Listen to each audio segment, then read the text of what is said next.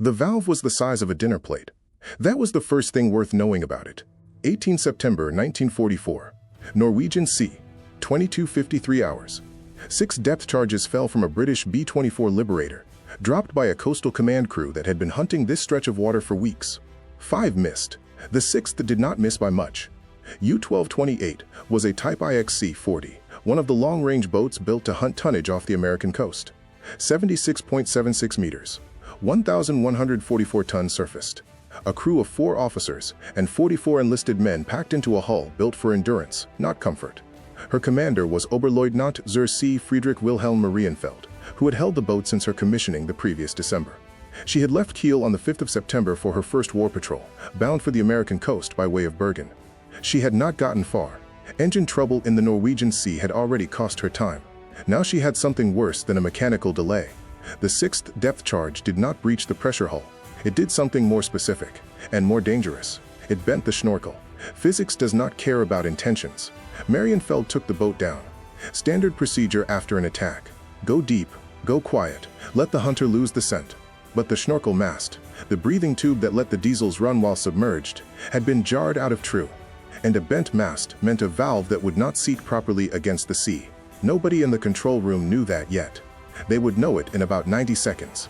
The schnorkel itself was not a German invention. That fact tends to surprise people.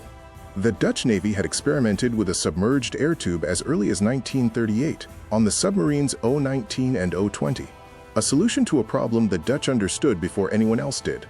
A submarine on the surface is a submarine that can be seen.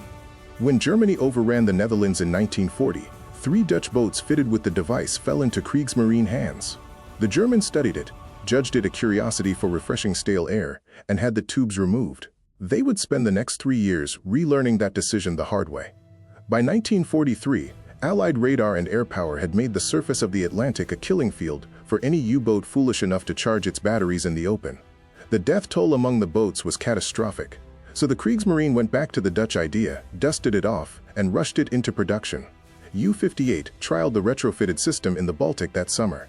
By June of 1944, only about half the boats stationed in France had one installed. The engineering had outrun the industry building it. Here is what the schnorchel actually did. It let a submerged boat run its diesel engines, recharging batteries and making way without ever breaking the surface. In theory, invisibility. In practice, a 6-knot ceiling pushed the boat faster than that, and the mast could shear clean off.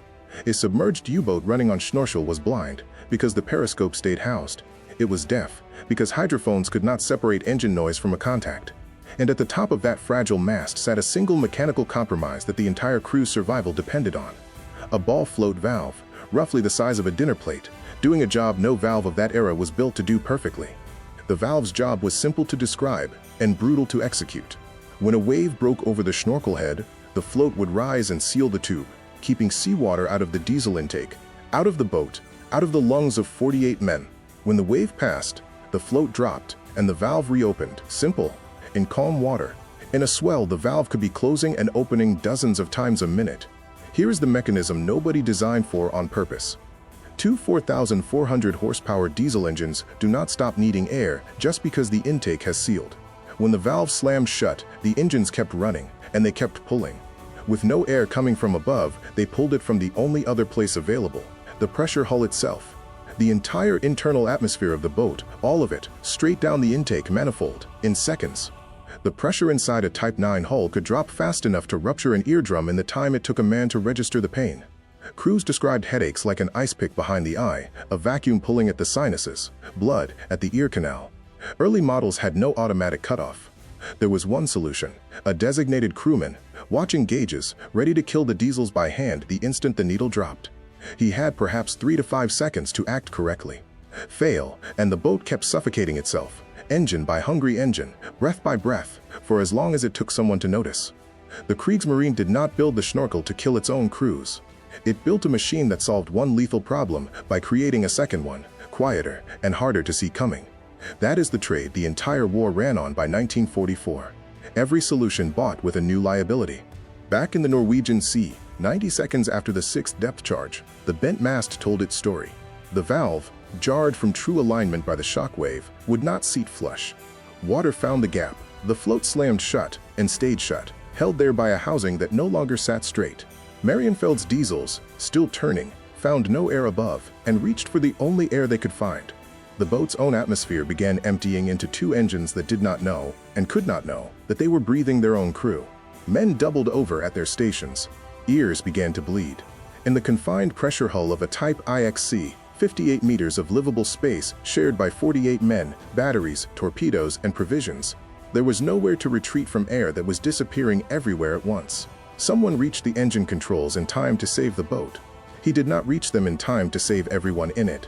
Matrosenobergefreiter Matthias Mittler did not survive the carbon monoxide that flooded the hull in those minutes. The official record states it in the flattest possible terms. One man died, and the boat was forced to return to base. 9 words for the end of a life. The mission that was supposed to carry U-1228 across the Atlantic to hunt Allied shipping off the American coast ended instead in a slow crawl back toward Norway, a damaged mast, and a dead sailor whose name survives only because someone, somewhere, insisted on writing it down. If this is the kind of history you want to spend time with, the real engineering, the decisions inside the machine, the ordinary men who paid for an admiral's calculated trade-off, this channel is where it lives. Subscribe, and you won't miss the next one. Mittler's death was not an aberration. It was the Snorkel working exactly as its flawed design dictated, under exactly the conditions its designers had not fully solved for. British and Canadian naval historians who tracked the Kriegsmarine's inshore campaign through 1944 and 1945 noted that this danger sat alongside a strange fact. Crews often preferred the Snorkel to the alternative. On the surface, radar found you. Submerged and motionless on the seabed, a U-boat became almost impossible for sonar or hydrophones to locate. The device that occasionally suffocated its own crew was also, in the right hands, the reason some of those crews came home at all. That is not a contradiction. That is what military engineering actually looks like under wartime pressure. Not a clean triumph, not a clean failure, but a machine that traded one kind of death for a smaller, quieter chance of a different one. The Snorkel never received the redesign it needed. Later boats, the Type 21 electroboats, moved to a periscopic air mast built into the conning tower, a marginally more refined system. Command knew the trade they were making.